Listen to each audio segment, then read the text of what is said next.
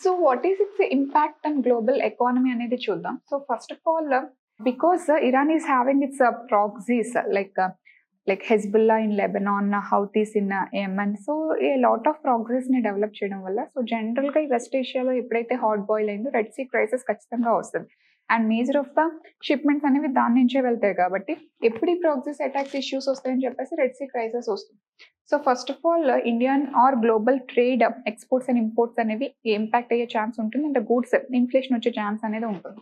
Okay, and straight of Hormuz పర్టికులర్గా అంటే so Iran issue కాబట్టి సో జనరల్గా ఇరాన్ నుంచి as it is the Iran. Okay, so even though India అనేది oil అనేది ఇరాన్ నుంచి అంత తెప్పించుకోవట్లేదు ఇప్పుడు. ఓకే, సో రష్యా ఇప్పుడే వారం తర్వాత రష్యాకి ఎక్కువగా షిప్ చేయడం, తర్వాత ఏంటంటే బికాస్ ఆఫ్ ఎకనామిక్ శాంక్షన్స్ ఉన్న ఇరాన్ యూఏఈ నుంచి సౌదీ అరేబియా నుంచి ఎక్కువ ఆయిల్ ఇంపోర్ట్స్ అనేది తెప్పించుకుంటుంది. As such oil imports Iran నుంచి కాకపోతే ఆ స్ట్రైట్ ఆఫ్ హార్మోస్ ఏదైతే ఉంటుందో అక్కడ నుంచి షిప్మెంట్స్ ఎక్కువగా జరగడం వల్ల the crude oil becomes costlier. దానివల్ల as it is the basic pillar కదా కంప్లీట్ లాజిస్టిక్స్ కి, this oil is very much important కదా, this petrol diesel. So every goods may become costly, దానివల్ల ఇన్ఫ్లేషన్ వచ్చే ఛాన్స్ అనేది ఉంటుంది. Of course crude oil becomes costly, at the same time other goods also become costly because of the logistics అనమాట. So దీనివల్ల the inflation may arise అని చెప్పేసి అన్న issue ఎక్కువగా ఈ ఇష్యూ వస్తే మాత్రం ఈ పర్టికులర్ ఇష్యూస్ అనేవి ఖచ్చితంగా వస్తాయి. And the trade volume, so Iran తో ఇజ్రాయెల్ కు a lot of trade volume ఉంది మనకి. ఓకే, సో ఇరాన్ తో ట్రేడ్ వాల్యూమ్ ఇండియాకి ఇరాన్ కి మధ్య, so as it was completely industrial war, the trade volume and the trade relations between India and Iran damage అయ్యే chance వస్తుంది కదా automatic గా, because if the complete expenditure is moving towards defence అయినప్పుడు. And the Israel India trade imports, trade exports and imports, this trade volume also may be for almost a certain $1 billion trade volumes అనేవి Israel and Iran తో మనకి జరుగుతున్నాయి. So the trade volume with these two countries with India May impact a lot అయ్యి ఉండొచ్చు. And other issues వచ్చేసరికి there are certain opportunities కూడా. Okay, so for example specific ఈ trade volume లో అయితే జనరల్ గా ఇరాన్ కి మనకి స్పెసిఫిక్ గా బాస్మతి రైస్ ఎక్కువగా మనం ఎక్స్పోర్ట్ చేస్తాం. సో దానివల్ల basmati rice export and specific గా బనానాస్ ఎక్స్పోర్ట్స్ ఇవన్నీ కూడా స్టాల్ అవడం వల్ల పర్టికులర్ ఇండస్ట్రీస్ ఏంటంటే కొంతవరకు స్టాల్ అయిపోయింది, స్టాగ్నెంట్ అయిపోయిన పరిస్థితి అనేది రావాల్సి వచ్చింది. అండ్ ఇఫ్ దిస్ కంటిన్యూస్ వీళ్ళు కంప్లీట్ గా కొలాప్స్ అయ్యే ఛాన్స్ ఉంది. But by God's grace 12 days war అనేది కంప్లీట్ అయిపోయి సీజ్ ఫైర్ డిక్లరేషన్ అనేది జరిగింది. అండ్ నెక్స్ట్ వచ్చేసరికి and despite all these issues a lot of opportunities కూడా కనిపించాయి. Specifically the growth of defence domestic industry. So ఇండియాలో the defense domestic industry has grown enormously. Orders for this defense industries అనేవి increase అయినాయి. Okay, so already నేను defence industry ఎకానమీలో నేను మాట్లాడాను. So it's a dereserved but not delicensed అని చెప్పాను. So private sector can involve and encourage its investments పెట్టొచ్చు. Okay, but whereas delicensing కాదు, ఇంకా లైసెన్సింగ్ పాలసీలోనే ఉందన్నమాట. డీ రిజర్వ్డ్ అయింది బట్ లైసెన్సింగ్ లోనే ఉందన్నమాట. Not everybody. Okay, so licence ఎవరైతే ఉందో వాళ్ళకి మాత్రమే డిఫెన్స్ సెక్టర్ లో లైసెన్స్ ఇచ్చి గ్రాంట్ అయితే BL Bharat electronic limited hits share has increased enormously. And because of this orders, ఈ వార్ వల్ల డిఫెన్స్ ఇండస్ట్రీ ఆర్డర్స్ అనేది పెరగడం వల్ల సో భారత్ ఎలక్ట్రానిక్ లిమిటెడ్ ఏదైతే ఉందో ఇది ఎనామస్ గా గ్రో అవడం జరిగింది. సో ఎక్కడ వార్ అడిగినా ఇఫ్ అవర్ మన డిఫెన్స్ ఇండస్ట్రీని రోబస్ట్ గా డెవలప్ చేసి ఉండుంటే ఇండిజినియస్ గా, సో ఆటోమేటిక్ గా ఏంటంటే మనం ఇందులో గ్రో అయ్యే ఛాన్స్ అనేది ఉంటుంది. It makes an opportunity for our domestic defence industry అనమాట. రష్యా యుక్రెయిన్ వార్ అయినప్పుడు Israel Iran, so the drones indigenous గా డ్రోన్స్ విషయంలో కూడా లాట్ ఆఫ్ ఆర్డర్స్ అనేది రావడం జరిగింది అనమాట. So it's an opportunity we can see out of the entire crisis అనమాట. బట్ దీనితో కంపేర్ చేస్తే crisis also lot of issues అనేవి మనం ఫేస్ చేస్తాం అనమాట because of these issues.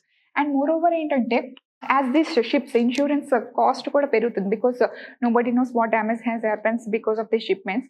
Okay, so ఎవరు వచ్చి అటాక్ చేస్తారో తెలియదు కాబట్టి సో ఇన్సూరెన్స్ కాస్ట్ కూడా వాళ్ళకి పెరిగిపోతుంది. It also completely transfer to the consumer. And moreover మనకి India middle east economic corridor కూడా స్టాల్ అయిపోయే ఛాన్స్ అనేది ఉంటుంది which passes through the Iran అనమాట. సో ఆ ప్రాజెక్ట్ కూడా ముందుకి వెళ్ళలేని ఛాన్స్ అనేది రావచ్చు అనమాట. So these are the issues you can write what is the overall impact on India and global అనమాట. Okay, and moreover other డొమైన్కి వచ్చేసరికి రిగార్డింగ్ ఎథిక్స్ లో అడిగినప్పుడు Iran is having very good relations with China, Russia. ఎప్పుడైతే economic sanctions అనేది US impose చేసిందో Iran మీద, so China ఏంటంటే తన స్టాగ్నెట్ గ్రోత్ ని ఇంకా బూస్టప్ ఇచ్చుకోవడానికి లైక్ అప్పుడు క్యాష్ ఫ్లోస్ ఫర్ ద ఇరాన్కి సప్లై చేయడానికి ఏంటంటే ఇరాన్ నుంచి ఆయిల్ అనేది చాలా చీప్ రేట్కి కొనుక్కునేది అనమాట.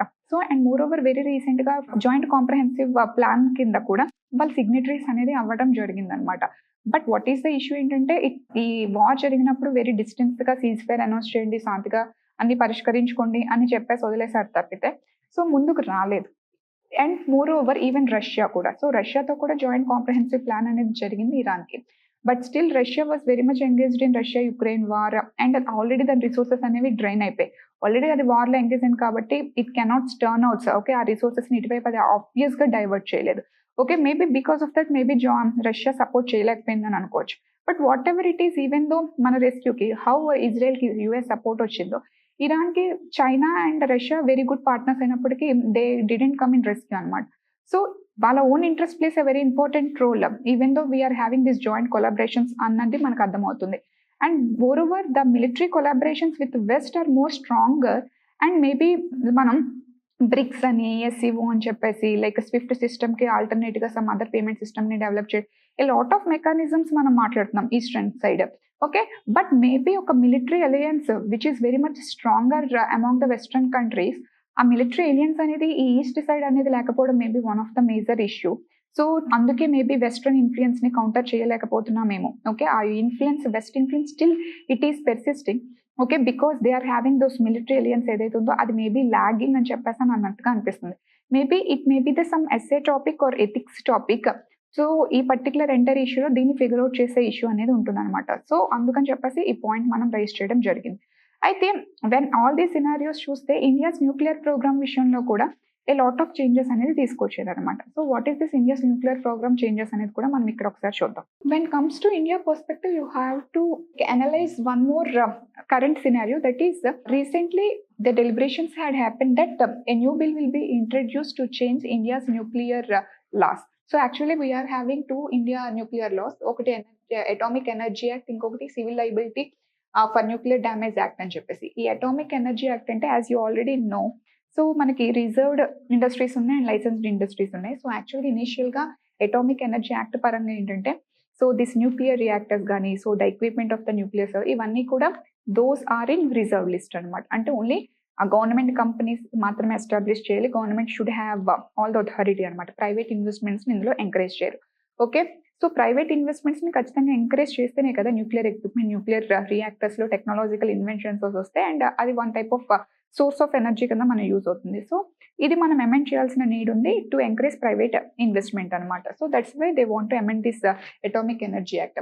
అండ్ సెకండ్ వన్ వచ్చేసరికి civil liability for nuclear damage act. So ఇదేంటంటే సో ఈవెన్ దో ఎవరైతే మేకర్స్ ఆఫ్ న్యూక్లియర్ ఎక్విప్మెంట్ ఉంటారో, ఓకే, న్యూక్లియర్ పవర్ ప్లాంట్స్కి సంబంధించిన న్యూక్లియర్ ఎక్విప్మెంట్లో దాన్ని మ్యానుఫ్యాక్చర్ చేస్తే మేకర్స్ ఎవరైతే ఉంటారో ఒకవేళ ఏదైనా డ్యామేజ్ జరిగితే, I mean to say some ఏదైనా unforeseen unprecedented level some incident damage ఏమైనా జరిగితే అలాంటి టైంలో ఏంటంటే అన్లిమిటెడ్ మానిటరీ పెనాలిటీస్ ఇంపోజ్ చేశారు. అంటే which a company cannot pay.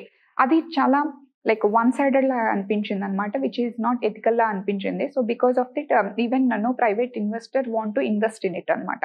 So because of this issues యాక్చువల్గా మనకు అసలు ప్రైవేట్ ఇన్వెస్ట్మెంట్స్ అనేవి న్యూక్లియర్ రియాక్టర్స్లో న్యూక్లియర్ ఎక్విప్మెంట్ మ్యానుఫ్యాక్చరింగ్కి రావట్లేదు. సో అందుకని ఈవెన్ దో మనకి 2008లో ఇండియా యూఎస్ న్యూక్లియర్ డీల్ అనేది జరిగింది. బట్ ఈవెన్ దో అది మెటీరియలైజ్ అవ్వకపోవడానికి because of this two issues అనమాట. ప్రైవేట్ ఇన్వెస్ట్మెంట్ స్టాలింగ్ యాక్ట్ ఒకటి, అండ్ ఒకవేళ చేసినా సరే unlimited monetary penalties in case of any unforeseen circumstances అనమాట, డ్యామేజెస్. సో అందుకని రెండు అమెండ్మెంట్ చేస్తే మనం మళ్ళీ న్యూక్లియర్ రియాక్టర్స్ని ప్రిపరేషన్ మ్యానుఫ్యాక్చరింగ్ ఏంటంటే ప్రైవేట్ ఇన్వెస్ట్మెంట్ ఎంకరేజ్ చేస్తే దాన్ని బోల్స్టర్ చేయడం అనేది మేజర్ ఎజెండా. అందుకని చెప్పేసి వీటిని అమెండ్మెంట్ చేస్తాం నెక్స్ట్ వచ్చే సెషన్స్, బడ్జెట్ సెషన్స్లో అని చెప్పేసి మాట్లాడడం జరిగింది. So it will be in very much in current affairs. So that's why you have to look at all these two laws also. Okay, yes, so that's all about this Israel-Iran nuclear war. Okay, so what is the entire peripheral story and what questions may ask ఆ domain లో మనం మాట్లాడింది, because I can talk hours regarding this Israel-Iran war as it's not a recent war, already ఎప్పటి నుంచో జరుగుతుంది కాబట్టి. So recent scenario ఏం జరిగింది అన్నంత వరకు మనం మాట్లాడుకుందాం. Okay, yes, thank you.